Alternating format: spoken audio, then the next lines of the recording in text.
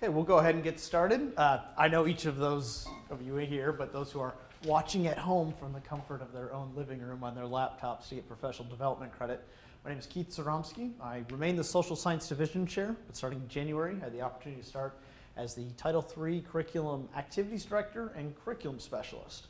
Part of the grant is to provide professional development in some of our efforts, and this is part one of the Title III series, where over the month of February and into early March before spring break, we're going to have 4 sessions. This first one is on traditional setting instructional practices. Our next one will be on online distance education practices. We're going to have a third one on compressed scheduling, and the fourth one will be on advising into the UConnect cohorts that'll begin this fall semester. So if you have any questions or concerns on any of those, please feel free to contact me. They'll be advertised, but otherwise we look forward to going ahead and getting started today. I would like to start with a quote, and due to the contrast with the lights you can't see, but it's from Confucius. And yes, Dr. Clymer, I did do a reference check just to make sure it wasn't just an internet meme that was made up for high schoolers to put on their Facebook page to sound intellectual. But think about this for a moment. He who learns but does not think is lost. He who thinks but does not learn is in great danger. Turn and tell somebody how you interpret that. Go and tell anybody around you. You have 5 or 6 choices of people to turn to. Turn and tell somebody how you interpret that. Just not all at once. We're done, I think. We're done, yeah. So I'll go ahead and call on you, Curtis, if you said you're done. Can you learn without thinking? I can't figure out a way, no. Sure, that's just really fast. I can memorize capitals. Okay. But why is the capital there? Why was it chosen over another location? Or was that the original capital? Or what does that tell us about the time when the state obtained statehood into the Union? You can learn, but you're lost. You don't know the direction you're going with that information.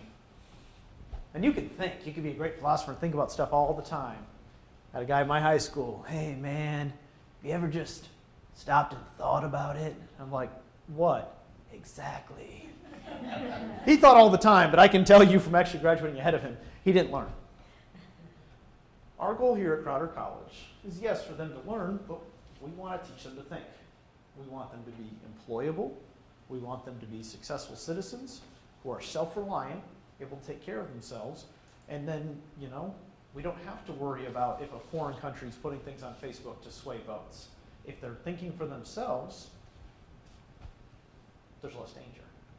Now, Confucius might seem a little outdated, so let's go ahead and come up to the new millennium. Dr. Norman L. Webb, he's a senior research scientist at the University of Wisconsin. And he developed something called the DOK tool, or depth of knowledge. Not a new term, but a term associated with this tool to further critical thinking. He developed this while serving as a program officer for the National Science Foundation earlier in the decade, and since then it's been able to be applied at both the post-secondary and secondary levels across the country. So before I start talking in reference to DOK, let's go ahead and define what it is and what it is not. DOK is a reference to the complexity of the mental processing that must occur to answer a question, perform a task, or to generate a product. Okay? You can ask somebody, who's playing in the Super Bowl? They can answer, the Eagles and the Patriots. And you're like, I don't follow football, that's hard. But if you knew football and you read the news headlines, that's a pretty easy question. But then if you're asking, why is the Super Bowl in Minneapolis? You have to have a further depth of knowledge on the sport, on the circumstances, to be able to answer that. So with this, it is about intended outcome, not difficulty. Difficulty is relative. For example, we all learn the adding principle, you put them together, that's how you get your total. Hence, once you know that rule on how to add, 2 plus 2, it's 4. That's easy. My 5-year-old daughter can tell you that. Yet for those of us who know the rule, 1,982,221 plus 9,736,673. We can't really just quickly do that in our heads. You could say that's more difficult. Well, DOK is about the intended outcome of what you're trying to figure out, not necessarily if that's difficult for a student or not. For example, I could ask Dr. Clymer, what's the Eighth Amendment? And she would state what it is specifically. And there are others, I won't put you on the spot, and you're like, please don't call me, please don't call me. Does that necessarily make it easier or more difficult? It's based on you individually. That's where, within our circle of influence, we can't always control students' background knowledge. They come to us from many different walks of life, many different educational experiences, but what we can control as instructors is our approach, our questioning. That is within our influence to try to assess them to a certain level. Depth of knowledge focuses on content standards in order to successfully complete an assessment or standard or task. It's a, okay, we have these course competencies, we want to get you here. This depth of knowledge is going to focus to gauge, did you actually meet that? It's very descriptive. It's not a taxonomy for those of you who are aware of Bloom's. It's not necessarily building upon it, because it can actually be multiple levels at different times. The depth of knowledge level is not determined by a verb. Some of us just think, well, I'm going to throw in analyze, and that makes it more difficult, and they have to know more, or explain. It's not about the verb, and this is one of the most important things I could tell you here today, but by the context in which the verb is used and the depth of knowledge required. So for example, I am going to be giving you a resource here today. And this is something that you can take, I laminated, you can take it, put it up next to your computer, you can file it away, you can keep it in your leather-bound book, but it would seem that I'm contradicting myself. You're giving yourself, or giving us, a wheel with all of these verbs. Well, yes and no. This is aimed at helping you realize, how could I rephrase something to achieve a further depth of knowledge? But you'll notice right in the middle, describe, explain, interpret, three of the most commonly used in questions and assessment in education are in the middle. They're not even in one of these levels. There's a verb issue here. Words such as explain and analyze have to be considered within context. For example, if I ask Dr. Clymer, please explain to me where you live, it's a rote response. I live on Carver Road, this many miles from here, by this, take a left at this, there's a dog that sits and watches for here. It's memorized. Even with the inclusion of those addresses and landmarks, it's just recalling and reciting. If you ask a student, analyze the sentence to decide if commas have been used correctly, that may be difficult for some students, easier for others, but they merely have to recall the rule for using commas and apply that. Neither of the terms explain or analyze in this are a very deep depth of knowledge. What comes after the verb is more important than the verb you use itself. So something that we're going to learn with this, depth of knowledge 3, describe the model, or a model that you might use to represent the relationships that exist within the rock cycle. Sounds a little more worded, but here's the thing. You have to understand the rock cycle and determine, okay, what's the best way to represent it? Depth of knowledge 2. Describe the difference between metamorphic and indigenous rocks. Okay? You have to, and you have to know more, but you really only have to know about those types of rocks. Depth of knowledge 1. Describe the 3 characteristics of metamorphic rocks. Simple recall. You use describe each and every time, but the context in which you put it in determine at what depth of knowledge. So with this, we're going to come back to these verbs in this chart, but there are 4 levels. Level 1, recall and reproduction. You're just asking them to memorize things. As a history instructor, this is what we all grew up with. When was this battle? Who was this president? What was this term? 80 and how many years ago? Very rote memory. Some students can do very well at this. Some students struggle. But their depth of knowledge on that is very short. Begin the Gettysburg Address, 7 years ago. Okay, what was Lincoln trying to have those in attendance feel? Something happened a long time ago? Your depth of knowledge is very shallow on that. So as an instructor, Did I effectively teach them to meet this course competency based on my questioning? Skills and concepts mean, okay, I'm going to take it then a step further. I'm going to be able to say, you have some knowledge, can you apply it? Should be noted that if you combine 2 depth of knowledge 1 questions, it doesn't automatically make it 3. It's just more recall, or a 2. It just makes more recall with that. Strategic thinking is the 3rd level where it's okay, you've thought about this, but you need to then apply your own thoughts with this. What if you were an American citizen in 1896? Who would you have voted for in this presidential election? You have to know the presidential election, you have to know the history of the time, and then you have to apply what would you do with that. And that really errs on the side of extended thinking. Okay, can you create something with this? Can you create a platform that would have challenged both parties? You can see at this, you have to know more and more each time. Hence, it's a further and further depth of knowledge. One thing I'm going to say now, one thing I'm going to say at the end is this. My best advice, not as a presenter, but as a colleague, is in level 1 and level 4, visit there. Level 2 and level 3, live there. What do I mean by that? There's some recall that has to take place. They don't know the Declaration of Independence, July 4th, or you can argue July 2nd. You don't know some basic things to go forward. But if you're spending a majority of your time there as an instructor, you're limiting their depth of knowledge. At the other time, we teach 16 or 8-week classes. This extended thinking is terrific, but really, scope and sequence, we don't always have time for that. So that's the reality of it is we don't want to stay too shallow, but we can't cover everything if we remain in level 4 all the time. They're both great to visit, but if you're going to set up camp in one, live in between. Because they can have the skills and concepts, because it's a further depth of knowledge, they're still demonstrating that, and you're asking them to think about the material. You're asking them to both learn and to think. They're not lost, and they're not in danger. So let's break this down a little bit further. Recall and reproduction. With this, it requires just recall of information.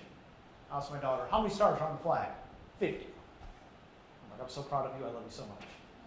It's the fact that she just remembers because I've told her and she's got it wrong like 12 times, and then she just remembers 50 for that. Does she fully understand that that's 1 star for every state?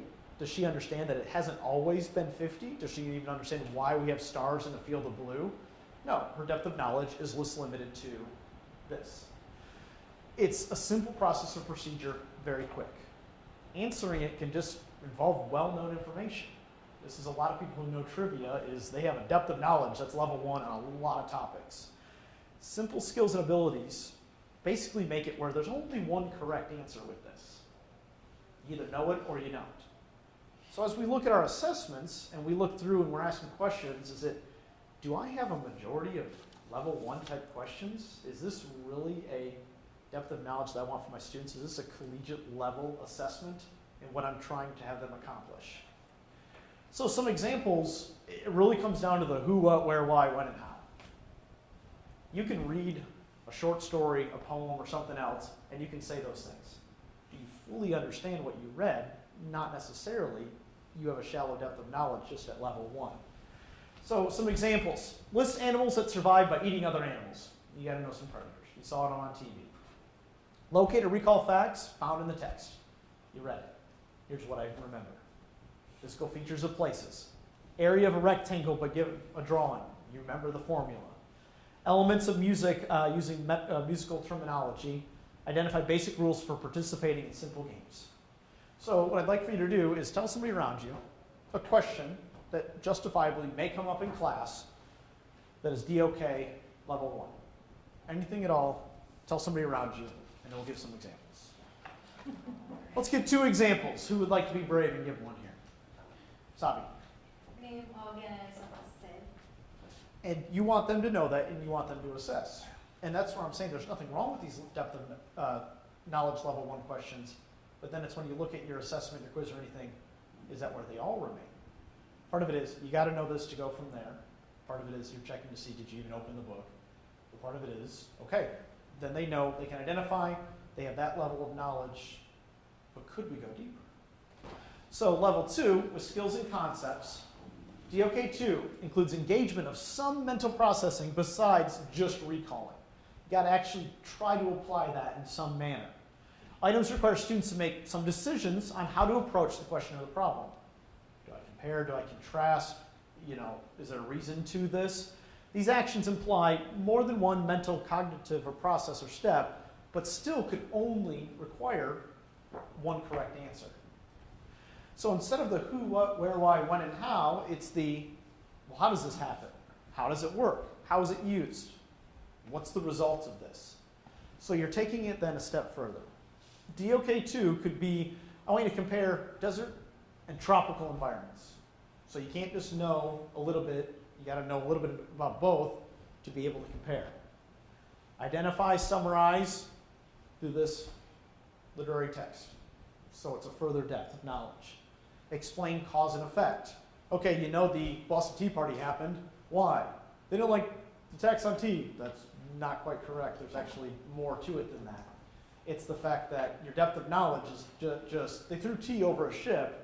It's the, well, then this tax, but then there was a repeal on this tax, and this happened from here, and it was actually then they couldn't smuggle, and etc. You can see that you know more about it by asking just a varied question. Explain how work habits are important in campus or work. Classify plane and three-dimensional figures. Describe various styles of music. So you can see is that, okay, you have to have that depth of knowledge, level 1, to be able to accomplish 2. But you couldn't just ask a bunch of 1s, and then it's the equivalent of 2. From there, please turn and tell somebody a DOK2 example that you ask in conversation, on a quiz, on a test, on an assignment, anything at all. Well, go ahead and share. Let's talk about it. Well, I mean, I was just thinking, real simple. A student might ask, or I might ask, in the sentence, do you need a comma here or a semicolon here? And often, But maybe that's a level 2, because maybe level 1 is recite the comma rule. and what it is and apply. And I will tell you, there's a lot of things that kind of blend the lines between these two, but we could agree that either way, it's level 1 or level 2. It's not necessarily Yes. higher because it's applying something, but you got to recall it at the same time. And that's where it's not as clear cut, but it does get you thinking of, okay, well, what could I add to that if I wanted to make the depth of knowledge further to assess if they've learned this or not? Because part of it is when we give them assignments, if it's just the kind of high school and they have to fill out some questions and then answer and turn it in, we don't necessarily know their depth of knowledge if they're just looking to answer that. But if the question involves, okay, you got to carry this information over and add it to this, then I know that you've read the chapter, I know that you've considered it. And while this session is for the traditional classroom, you can quickly see how online discussion boards, you could phrase your questions in a different way and it would quickly adjust for the depth of knowledge. Do we have another one? Anything at all? Something that you might ask? Class, conversation, online, test, quiz, talk to yourself.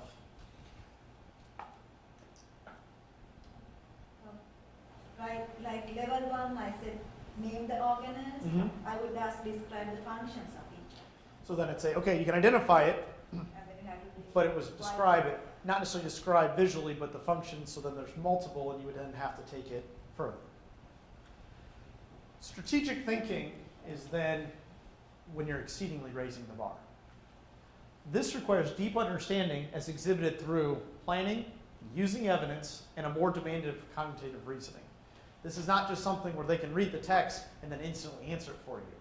They're going to have to consider multiple venues, multiple considerations to come up with an answer. At level 3, now you have more than one possible right answer.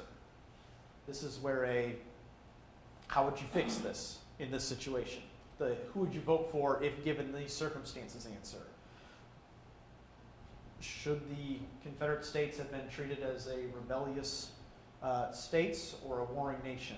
It's the fact that now they have to make a decision for themselves, and students could theoretically pick 2, 3, 4 different answers and all have a valid perspective.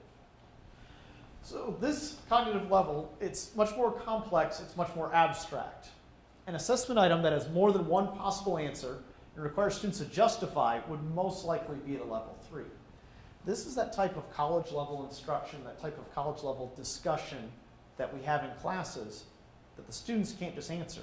It's not just the black and white, it's gray. It's the fact that they're having to actually show that they know the material to make a decision. Truth be told, you want to lower plagiarism, DOK 1 and 2 can often just be Googled. That's what can be found. But when you get to a level 3 and you start typing it in, search engine just comes up with what has the most words, but because it takes from multiple concepts, it doesn't give them anything. This is well, why did this happen? For multiple reasons. Why a conflict in history happened, why a scientific result may have happened, why variables in an experiment, why somebody responded a certain way. Why can you use it? What is the cause or effect? What distinguishes indicates? What's the reason? What's the relationship? With these, you're comparing these actions and analyzing, how does it impact the environment? What does this have to do with everything else around it? So with this, another example is when you analyze or evaluate the effectiveness of literary elements. Did the author portray the protagonist in an effective manner that made you believe their backstory? Some students may say yes, some students may say no, but they have to be able to specifically defend based on depth of knowledge of reading and considering it. This often involves a multiple step problem to provide an answer mathematically, instead of just, okay, here it is, you followed the rules, good for there. I often thought of this in geometry. Well, you can lay this many square foot of this, or you can put this tile down, or this price, and you have to consider multiple venues for what the best answer could be. But mathematically, somebody may come up with a different argument. And then we get to level 4. This is extended thinking. This is the stuff that as educators, if we get students to do, we feel great about ourselves going home at night. It's a yes, I made them accomplish this.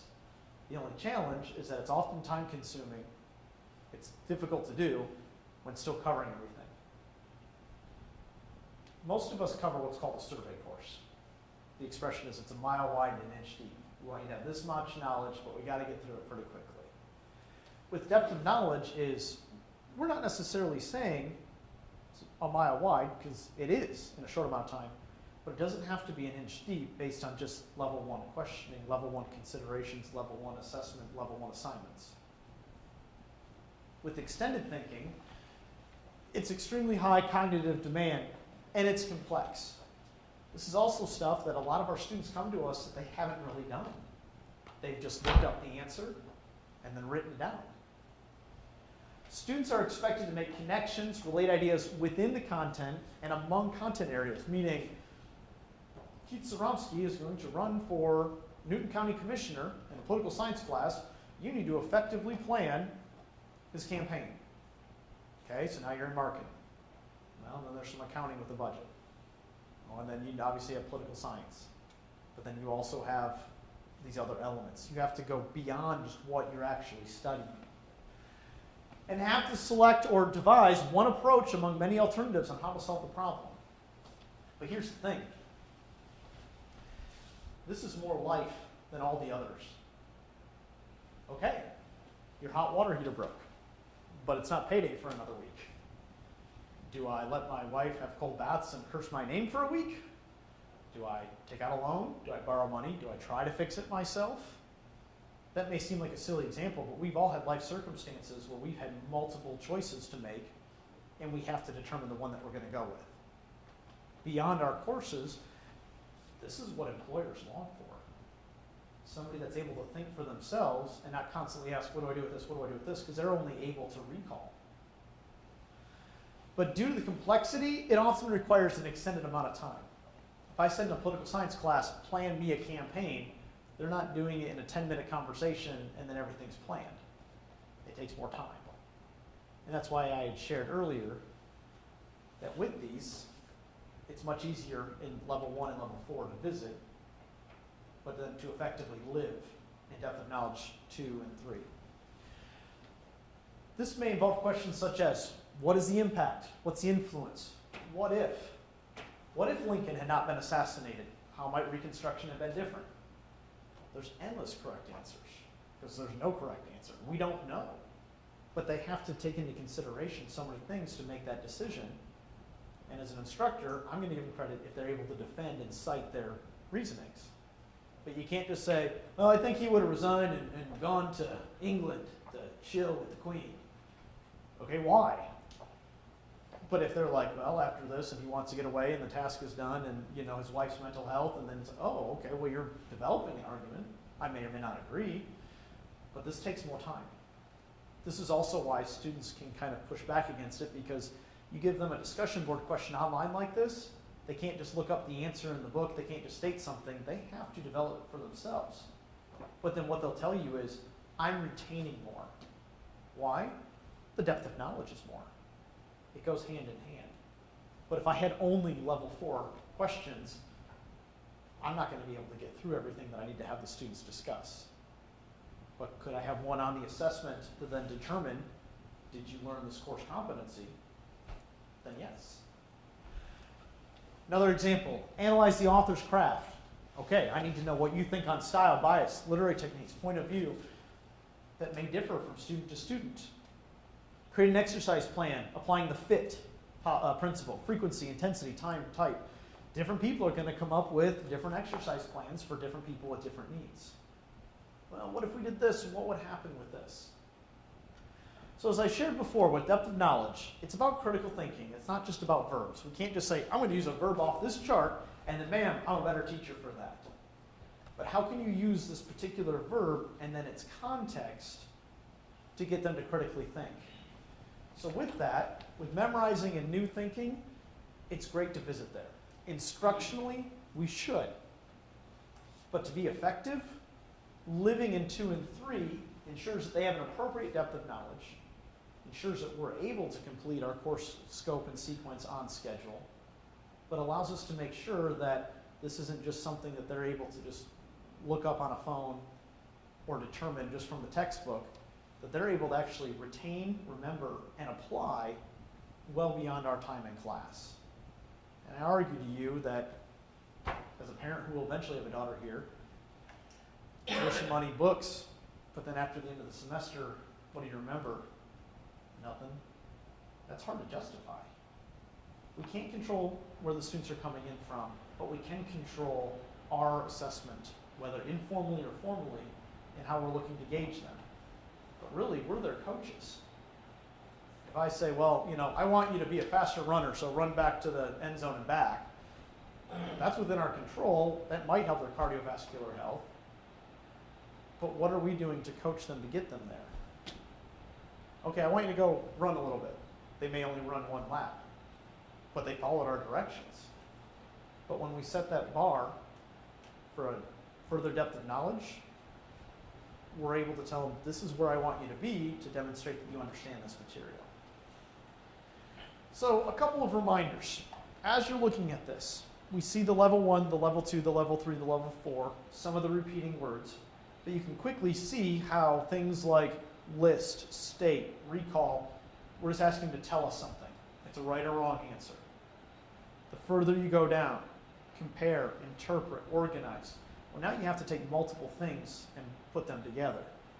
Level 3, strategic thinking, revise, construct, investigate.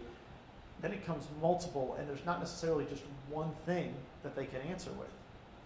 And level 4, extended thinking, has the fewest verbs because a lot of them have already been accomplished. Critique, synthesize, connect. But you can say something connect, that could still be a shorter depth of knowledge. Again, it's the context in which you put it. So DOK is a scale of cognitive demand, not a taxonomy.